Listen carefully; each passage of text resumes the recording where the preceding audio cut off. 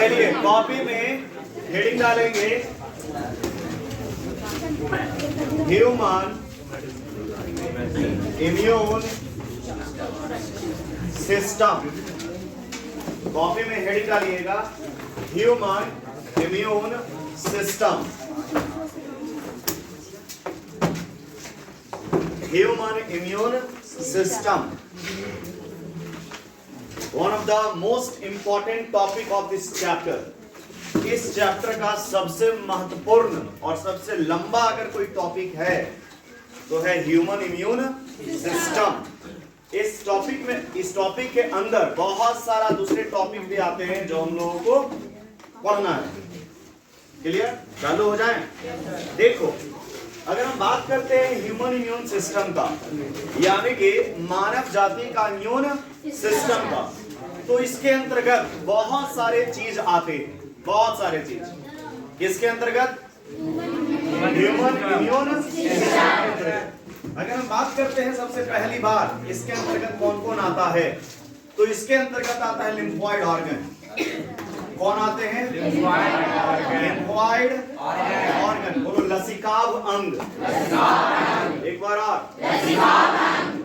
इसके अंदर कुछ सेल्स आते हैं। क्या आते हैं बेटा? कोशिकाएं। इसके अंतर्गत कुछ टिश्यूज आते हैं। क्या आते हैं? और इसके अंतर्गत एक और चीज जो बहुत इंपॉर्टेंट है जिसका नाम है एंटीबॉडी। क्या? एंटीबॉडी। ये चार चीज ह्यूमन इम्यून सिस्टम के अंतर्गत आता है। कौन कौन? Lymphoid organ, antibody. क्लियर? सबसे पहले बात करेंगे लिम्फॉइड ऑर्गन। क्लियर? लेकिन उससे पहले कुछ और बातें देखो। अगर हम बात करते हैं इम्यून सिस्टम का, इम्यून सिस्टम का यानी कि प्रतिरक्षा तंत्र का, तो आपको पता है कि प्रतिरक्षा तंत्र हमें फॉरेन पार्टिकल यानी कि विजातीय जो बाहर से प्रतिजन हमारे बॉडी में आ रहे हैं उसको पहचानता है। हाँ या ना? तो हम बोल सकते हैं कि ये जो है फॉरेन एंटीजन, किसको? वो क्या करता है? पहचानता है। हाँ या ना? लेकिन इसके साथ साथ और भी बहुत सारा काम करता है हमारा इम्यून सिस्टम। ये हमारा इम्यून सिस्टम एक और बहुत इंपॉर्टेंट चीज जिसका नाम क्या है? एलर्जी से भी जुड़ा हुआ है। यानी कि एलर्जी में बहुत महत्वपूर्ण भूमिका निभाता है कौन? हमारा इम्यून सिस्टम। अगर हम बात करते हैं इम्यून सिस्टम का, तो ये हमारे बॉडी में ऑटो इम्यून डिसऑर्डर, फिर से बोलो, एनसीईआरटी निकाली वहां देखिए, स्व प्रतिरक्षा जनित रोग लिखा हुआ है कहीं पे। हाँ जी, उससे भी संबंधित है कौन? हमारा इम्यून सिस्टम। किससे किससे? पहला फॉरेन पार्टिकल को पहचानेगा, दूसरा एलर्जी से संबंधित है, ऑटो इम्यून डिसऑर्डर से संबंधित है, और लास्ट हमारे कभी कभी अंग खराब हो जाते हैं, किडनी खराब हो जाता है, लंग्स खराब हो जाता है, तो किसी दूसरे स्वस्थ व्यक्ति से हम अपने अंग में उसका अंग लगा लेते हैं जिसको बोलते हैं, बोलो, ऑर्गन ट्रांसप्लांट। ऑर्गन ट्रांसप्लांटेशन, ठीक है? तो ऑर्गन ट्रांसप्लांटेशन में भी हमारा कौन मदद करता है? Immune system. तो बताओ, इम्यून सिस्टम के अंतर्गत कौन आया? Lymphoid organ. कौन आए? कौन? और कौन? ये इसके अंतर्गत आता है। लेकिन ये हमारे शरीर में बहुत सारा काम भी कर रहा है। कौन कौन कर रहा है बेटा? फॉरेन एंटीजन को पहचान रहा है, जो हमारा अपना नहीं है उसको पहचान रहा है, जो हमें नुकसान पहुंचाने वाला उसको पहचान रहा है। ये किससे संबंधित है? किससे? Auto immune disorder. बोलो, ऑटो इम्यून डिसऑर्डर। बोलो, स्व प्रतिरक्षा जनित रोग से बचाता है कौन? ये क्या होता है? स्व प्रतिरक्षा जनित रोग में होता क्या है कि आपको पता है कि हमारा इम्यून सिस्टम हमारे खुद के बॉडी को, सेल्फ एंटीजन को और फॉरेन एंटीजन को पहचानता है। लेकिन कभी कभी इसका दिमाग हैंग हो जाता है, करप्ट कर जाता है मशीनें, तो ये अपना और पराया में भेद नहीं कर पाता, खुद को भी मारता है और बाहर का भी मारता है। समझे? तो ये एक अलग टॉपिक है, डिफरेंट। और लास्ट है ऑर्गन ट्रांसप्लांट। ऑर्गन ट्रांसप्लांट भी बहुत अलग अलग प्रकार का होता है। जैसे हम खुद के बॉडी में खुद का अंग लगा लिए, जैसे प्लास्टिक सर्जरी का नाम सुने होंगे, तो खुद के बॉडी का पार्ट्स दूसरे पार्ट्स में यूज किया जाता है। दूसरा, हम अपने जुड़वा भाई का, बहन का अंग लगवा लिए अपने बॉडी में, हम अपने पेरेंट्स का लगवा लिए, हम उसका अंग लगवाएं अपने बॉडी में जो हमसे कोई संबंध नहीं रखता है। यानी कि सबसे पहला खुद का, फिर अपना जुड़वा भाई बहन का, फिर अपना पेरेंट्स का, फिर जो हमसे संबंधित नहीं है। समझ गए? तो इस प्रकार का अंग प्रत्यारोपण यानी कि ऑर्गन ट्रांसप्लांट होता है हमारे बॉडी में, जो किससे संबंधित है? क्लियर है? अब देखो ये सब किसके अंतर्गत आते हैं? ह्यूमन इम्यून सिस्टम के अंतर्गत। क्लियर है ना? अब इसमें जो सबसे पहला आ रहा है जिसका नाम क्या है? Lymphoid organ. क्लियर? तो हम सबसे पहले बात किसका करेंगे? लिम्फॉइड ऑर्गन का। क्लियर? सवाल है कि ये लिम्फॉइड ऑर्गन है क्या? व्हाट इज लसिकाभ अंग? क्या इसका हिंदी है? लसिकाभ अंग का काम क्या है? इसका लिम्फॉइड ऑर्गन का काम क्या है? तो देखो इसका 3 बहुत इंपॉर्टेंट काम है। There are 3 main function of the lymphoid organ. पहला, सबसे पहला काम कि लिम्फॉइड ऑर्गन में लिम्फोसाइट्स, लसिका उत्तक का निर्माण होता है। लिम्फोसाइट्स का निर्माण होता है। किसका निर्माण होता है? लिम्फोसाइट्स का उत्पत्ति। बोल सकते हैं किसका उत्पत्ति हुआ? लिम्फोसाइट्स। लसिकाणु जिसको बोलते हैं, लसिकाणुओं की क्या हो गई? उत्पत्ति। कहां हुई? लसिकाभ। बताओ, अगर निर्माण हुआ है तो इसका परिपक्वन भी होगा, यानी कि मैचुरेशन। क्या? मैचुरेशन, जिसका हिंदी है परिपक्वन। यानी कि ये क्या होगा? बच्चा से चच्चा बनेगा। क्या? अरे परिपक्व हो रहा है, अपने आप को डेवलप करवा रहा है, वृद्धि करवा रहा है। अरे हाँ या ना? क्यों वृद्धि करवा रहा है? थोड़ा समझिए।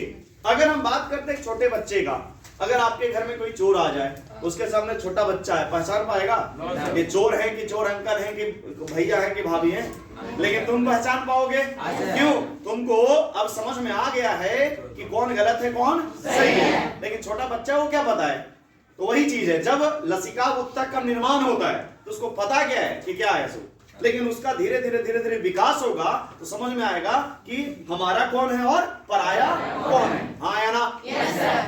नेक्स्ट, लास्ट होता है प्रोलिफरेशन। प्रोलिफरेशन यानी कि प्रचुरोद भवन।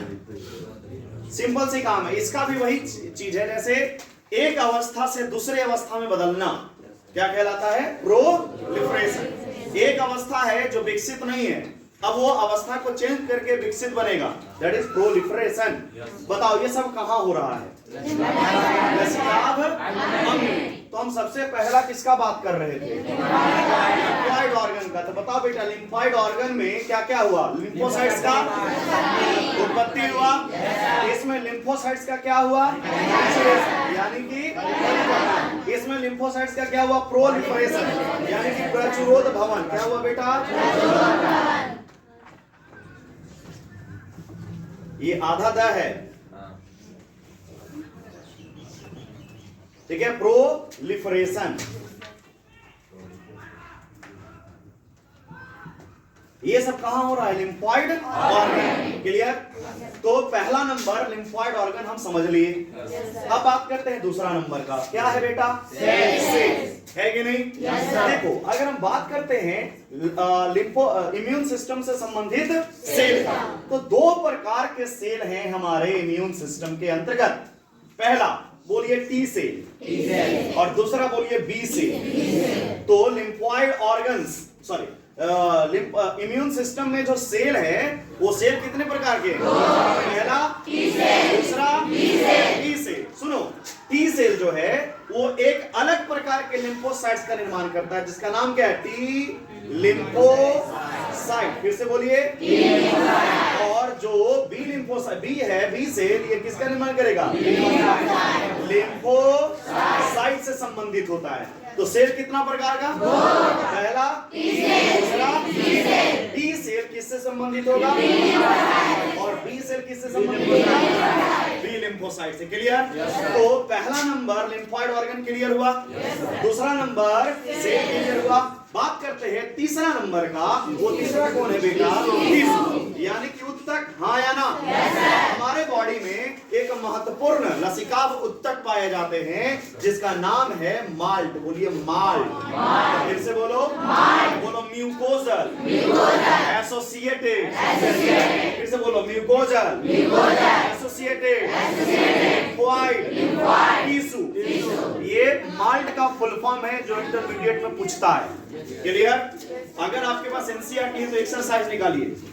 एक्सरसाइज पीछे जहां क्वेश्चन वगैरह रहता है, और एक्सरसाइज का 7वां नंबर क्वेश्चन जल्दी पढ़ो। एक्सरसाइज का 7वां नंबर क्वेश्चन पढ़िए। पहला में क्या है? MALT है। तो बताओ, बोलो फिर से। Mucosal associated lymphoid tissue. Clear? तो बताओ ये तीसरा नंबर का था क्या? सुनिएगा, ये माल्ट यानी कि mucosal associated lymphoid tissue, actually ये तीन अलग अलग पथ रास्ता पर पाया जाता है।